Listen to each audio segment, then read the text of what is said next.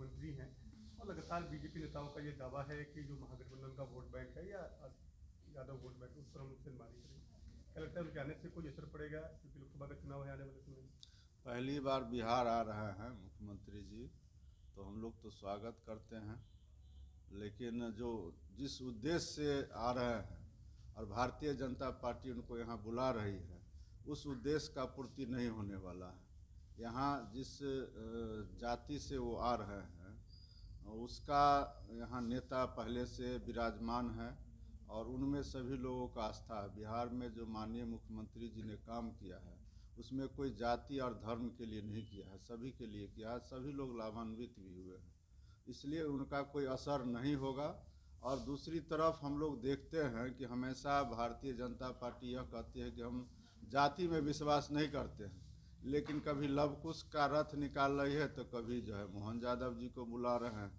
तो ये तो उनका दोहरा चरित्र है जिसको बिहार के लोग बखूबी समझ रहे हैं और उनका यहाँ कोई असर नहीं होने वाला है। चाहे वो मोहन यादव जी को बुला ले, किसी को बुला ले, यहाँ कोई असर नहीं होगा। और यहाँ हम लोग सभी लोग एकजुट होकर के जो हमारा लोकसभा का आगामी 24 में चुनाव है उसमें हम लोग सफल होंगे और 40 का 40 सीट हम लोग जीतेंगे।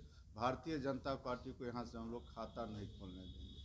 कर्पूरी जयंती भी आप लोग मना रहे हैं बड़े पैमाने हाँ, पर? कर्पूरी जयंती चूँकि हमारा 100 साल पूरा होने जा रहा है जननायक कर्पूरी ठाकुर जी का, और माननीय मुख्यमंत्री जी का यह फैसला है कि हम लोग इस बार बड़े धूमधाम से इस कार्यक्रम को करें और लाखों की संख्या में सभी बिहार के विभिन्न जिला से लोग आ रहे हैं। हम लोग तैयारी कर रहे हैं और हम लोग का जिला से भी और सभी जिला से लोग आएंगे।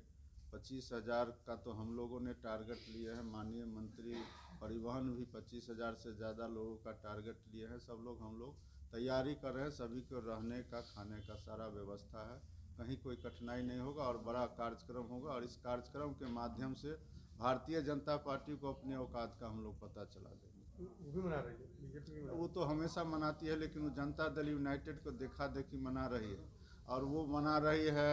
1,000-2,000 लोग भी नहीं जुटेंगे। अति पिछड़ा पूरा का पूरा जनता दल यू के साथ पहले भी थी, आज भी है और आगे भी रहेगी। बीजेपी कह रहे हैं कि जब से तेजस्वी के साथ गए हैं अति पिछड़ा वोट बैंक जो है वो उनसे हटा दी मोदी वो किस सर्वे के आधार पर कह रहे हैं ये तो बता दें, लेकिन ये बात तो वो मान रहे हैं ना कि अति पिछड़ा जनता दल यू के साथ पहले थी, पहले भी थी, आज भी है और आगे भी रहेगी। जब तक नीतीश कुमार जी हैं तब तक अति पिछड़ा उन्हीं के साथ रहेगी। ये सीट अभी तक बंटवारा नहीं पाया। लालू जी ने कहा कि कोई सीट बढ़ जाएगा, कोई समय नहीं, जल्दी ही बढ़ जाएगा। लगता नहीं कि अभी सीट बढ़ जाता तो अच्छा होता। ये सवाल आप लोग सिर्फ जनता दल यू से पूछ रहे हैं, ये भारतीय जनता पार्टी या उनके जो अलायंस के दल है उनसे भी तो जा कर के पूछिए कि उनकी क्या स्थिति है, उनके साथ गठबंधन हुआ है कि नहीं हुआ है या इंतजार में है। भारतीय जनता पार्टी के साथ जो भी दल जुड़ा हुआ है उनको बोलने का क्षमता नहीं है। यहाँ सभी लोग अपने अपनी बात रखते हैं और अपने अपना जो उनका ग्रीवांश है, जो उनका क्षमता है उसके अनुरूप हम लोग सीट सबको देंगे और कहीं कोई परेशानी नहीं। जिसकी जितनी हैसियत होगी उतनी सीट मिलेगी। निश्चित रूप से मिलेगी। नीतीश कुमार को एनडीए में आने को लेकर के लगातार कयास भी ऐसे लगे, लेकिन कल अमित शाह ने एक वहाँ इंटरव्यू में कहा कि नीतीश कुमार अगर आना चाहेंगे तो विचार किया जा सकता है। देखिए, ये बात आप लोग भी समझ रहे हैं कि भले आप लोग चाहे जितना भी भारतीय जनता पार्टी के पक्ष में बोल ले, जनता उनके पक्ष में नहीं है। और जनता उनके पक्ष में होता तो जनता दल यूनाइटेड का इंतज़ार भारतीय जनता पार्टी क्यों करती। भारतीय जनता पार्टी तो सब दिन से ललायित रही है कि जनता दल यू हमारे साथ रहे, लेकिन हम लोग जब छोड़ दिए हैं उनको तो हम लोग अब किसी के साथ जाने वाले नहीं हैं। हमारा अलायंस मजबूत है और उस अलायंस के बदौलत हम लोग और नीतीश कुमार जी के बदौलत हम लोग लोकसभा में 40 का 40 सीट जीतेंगे। अरे वो छोड़िए ना, आप जो है कहाँ से कहाँ चले जाते हैं। अब वर्तमान का बात करिए ना, वर्तमान में हम लोग एकजुट हैं और एकजुट होकर के काम करेंगे। लालू जी कह रहे हैं कि नहीं, सीट का बंटवारा नहीं हुआ, तेजस्वी कह रहे हैं हो गया। ये तो दोनों नेता बताएंगे ना, हम तो कह रहे हैं ना कि हम लोग का कोई दिक्कत नहीं है। हम लोग निश्चित रूप से अलायंस में मिल करके काम करेंगे और चुनाव लड़ेंगे। 17 सीट पे चुनाव लड़ेंगे। और ये अभी कैसे बता देंगे कि 17 पर लड़ेंगे कि 18 पर लड़ेंगे, लेकिन लड़ेंगे। संख्या बढ़ भी सकता है सर। अरे बढ़ने घटने का वो तो तय करेगा पार्टी ना।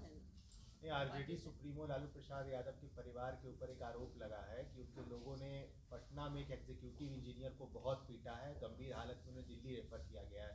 ये जंगल लेकिन राज की कोई बात हो कोई रही है। कोई भी घटना होती है तो उसका प्रशासन अपने स्तर से पुलिस देखती है, और जो भी लोग गलत करेगा तो पकड़ाएगा, जेल जाएगा। इसमें चाहे वो किसी के फैमिली का लोग रहे, इससे क्या फ़र्क पड़ता है। नहीं, उनके परिवार के लोग कल कह रहे थे कि लालू प्रसाद यादव के भतीजे के बेटे ने गुंडे की है। अब वो कितना कौन किसका बेटा भतीजा इतना हम लोग को थोड़े जानकारी है। पुलिस देखेगा और पुलिस पकड़ेगा।